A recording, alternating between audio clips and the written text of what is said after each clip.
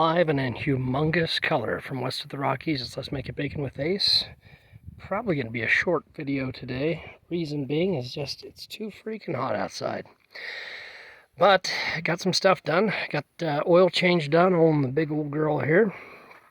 Ended up having to stick a massive, big, thick, heavy gauge 6 or 8 inch long nail in this oil filter 1, 2, 3, 4 times in order to be able to turn it, because the previous person who did an oil change did not put any oil on the gasket, so both the mating surface and this were messed up to where it was on there, so it was tight, but then without any oil being put on there, is way too tight.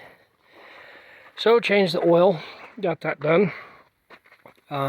Yesterday I drained the antifreeze, and so antifreeze is supposed to be, let's see if you can see this decently. Not sure if it's coming up on camera correctly, but so antifreeze is supposed to be a bright green, or even if it's a little bit watered down, a little bit less of a bright green, but that is a brownish green. So I knew I needed to do a full deal on that, swap it out, because the 454s of this era, this time for General Motors, definitely did not have a good time with intake manifold gaskets, and if swapping the fluid and doing a flush can make it so that it's less likely for me to have to get an intake manifold gasket replaced, and I'm happy camper. But installed the T from Prestone, attached the garden hose, completely flushed out the system, ran it till it was clear, and then shut it off, swapped it over to the overflow tank, and rinsed that out until it was clear. Then took a small, oh, it's right there still. See if you can see it. There you go. Small air bubbler tube from the Pets selection at Walmart. I use it for multiple things. To use with my flavor injector to either put in or remove oils or detergents or whatever. And then in addition to that, I used it to siphon off all of the water, plain water, from the overflow to empty it out before I put in the coolant. Emptied out the coolant through the drain at the bottom, and then we got the cap here. Got a new cap on order. It's not having any issues, but it's a standard maintenance item, and the cap that's there does look like it has been through the paces. So I'm going to be replacing that as well. Other than that, not a whole lot going on today. Just incredibly hot. It's hot. Yikes. So, but I do have an experiment running in the back. It is approximately 1:24 p.m. It's probably around 90 degrees, so it's not Texas weather, that's for sure, but it's hot for here. It's, between 90 and 94 is what the forecast was for today. But I've got that air conditioner in the back on auto fan, and it's 74 degrees, plugged into one of the Blue Eddies, the 200p, so I want to see how it's maintaining the temperature back there, and I'll show you that real quick, and that might be the video just for today. We'll see what happens.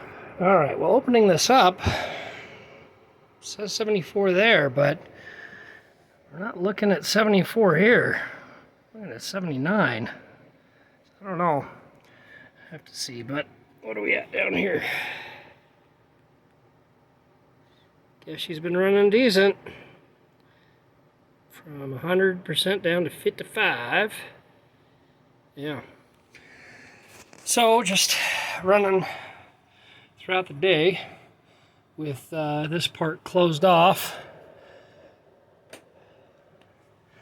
Let's see what it gets down to. The door was a little bit further open than what I wanted, so it moved open, so it wasn't it's not a perfect seal, but it moved ajar a little bit, so I wasn't too happy about that. But 74 degrees set on there, 79 is what the temperature thing says, and it's not running full boat. So I'm thinking maybe that side of the room is 79, and it's just 74 over by the air conditioner. Not sure, but wasn't taking a whole lot of power, as you saw. Maybe 400 to 800 watts, not the whole 1600, but guess we'll end up seeing. But 55, it's not too bad. I'm going to check it in a few hours after some of the hottest parts of the day and see what it says a little bit later, and maybe I'll show you that.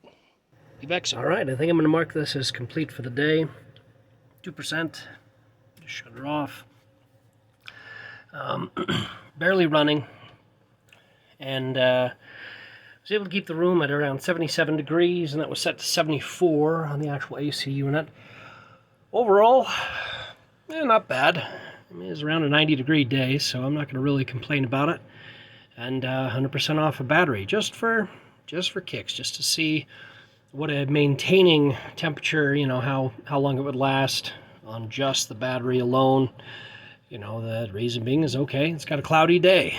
Well, today is not a cloudy day, but I wanted to see what it would take to run off it to where I'd be pulling out the generator. So now I know. So now, let us move to the next project here. All right, so curved shower rod, 33% more space. It's amazing. What are we doing this? What are we doing with this? What are we doing? What's going on? Well, this isn't necessarily going to be a perfect solution, necessarily, but the plan is to fit it between there and there, so that we can hang a very thick comforter to insulate this side from the greenhouse up front. So that's kind of the deal with that. I am also thinking, as time goes on, more and more I think about it, I don't need a passenger chair. I'm not going to be traveling with anybody, and if I'm going to be traveling with anybody, I've got other seats that they can sit in the back, and or in reality, right here, because this one has a buckle. Is it right next to me? No, but I'm not going to be having anybody travel with me. It's just me. And that chair right now takes up a massive amount of space to where I could have the AC unit right there and actually be able to use that table. I want to use that table. And that chair. So I think I'm going to, tomorrow, probably not tomorrow, probably be better today. Thinking about it, because once I put up the shower curtain thing, well, then I'm going to be hitting the shower curtain and bend the shower curtain before I even, get it going here. So I'm going to lower the temperature in here, wait probably about 30 minutes. It's set to 76 right now, but I'm going to be having to unplug it because it's in the way. So I want to chill it down in here as best I can. Then I will remove the passenger captain's chair, and that will be going into storage here at the homestead. So, yeah, so that's kind of the plan on that at the moment. Updates coming soon. Well, things kind of changed.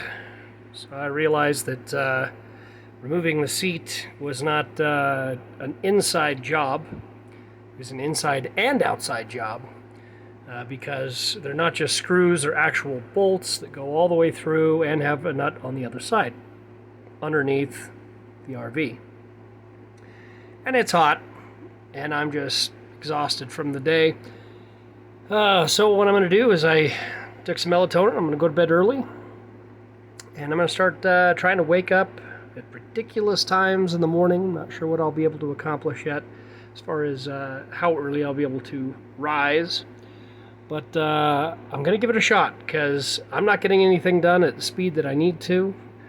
You know, winter is coming, and I've got a lot of things that I need to get done, and I'm just not making very good progress. So, yeah, so today, at the end of today, in the morning, we will start early, and I will show you the seat removal and new place for the AC unit, hopefully, if all works out the way that I want it to.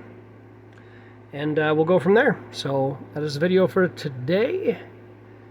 And have yourself a fantastic one. Goodbye.